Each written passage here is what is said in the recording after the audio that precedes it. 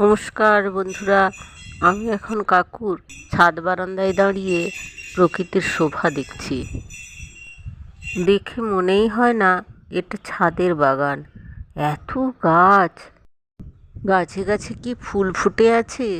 আসলে ওনারা গাছ খুব ভালোবাসেন, গাছের ভীষণ যত্ন নেন, খুব পরিশ্রম করেন। কত রকমের ফুলের গাছ, ফলের গাছ,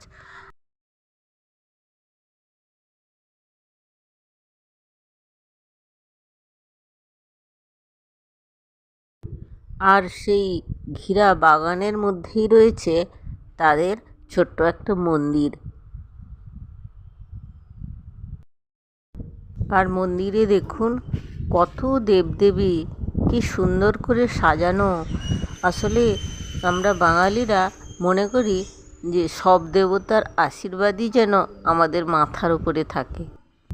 আর এই যে শয়নবেদী, রাত্রিরে ঠাকুরকে এইখানে শোয়ানো হয়, এইটা ঠাকুরের বিছানা। হঠাৎ সামনের বারান্দায় চোখ পড়তেই দেখি তাদের বাড়ির পোষা কুকুরটাকে দু ভাই খুব আদর করছে। ওকে দেখেই আমাদের নিজের জিকোর কথা মনে হলো। জিকো আমাদের বাড়ির কুকুর ছিল, এরকমই খুব আদুরে ছিল। এখন ওর কথা খুব মনে পড়ে, মন খারাপ হয়ে যায়। সে যাক।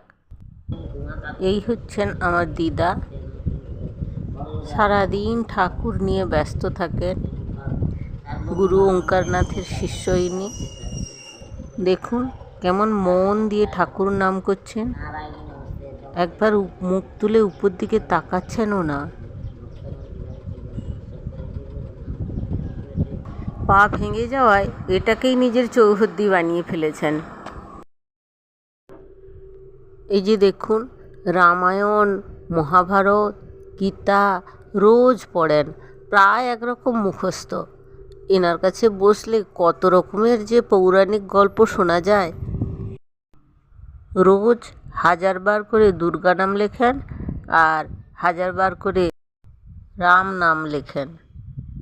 তাছাড়া জপ তপও তো করেন।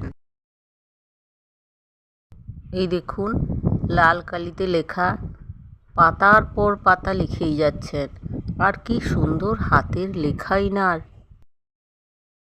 আর এই যে আমার দাদা বাইক অ্যাক্সিডেন্টে হাতখানি ভেঙে ফেলেছে, ভাই বোনে দেখা করতে এসছে। এই যে দেখুন, এই বয়সে হাতখানি ভেঙে কি নাজেহালটাই না হচ্ছে। এই যে আমার বড় মেয়ে আমায় ছাড়তে চলেছে। মা মেয়ে গল্প করতে করতে ধর্মতলা পৌঁছে গেলাম। আর এই যে শাড়ি দিয়ে পুলিশরা ঘোড়ার পিঠে যাচ্ছে। জানি না এদের কিসের মহড়া চলছে, ঘোড় দৌড় নাকি অন্য কিছু, জানি না। তবে দেখুন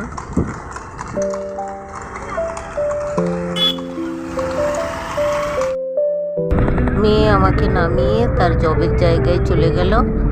আমি আমার বাড়ির দিকে রওনা দিলাম। প্রকৃতি দেখে দেখে ফিরছি। ওই যে রবীন্দ্রনাথের লেখা, সবাই নেমে গেল পরের স্টেশনে, আমি চললাম একা।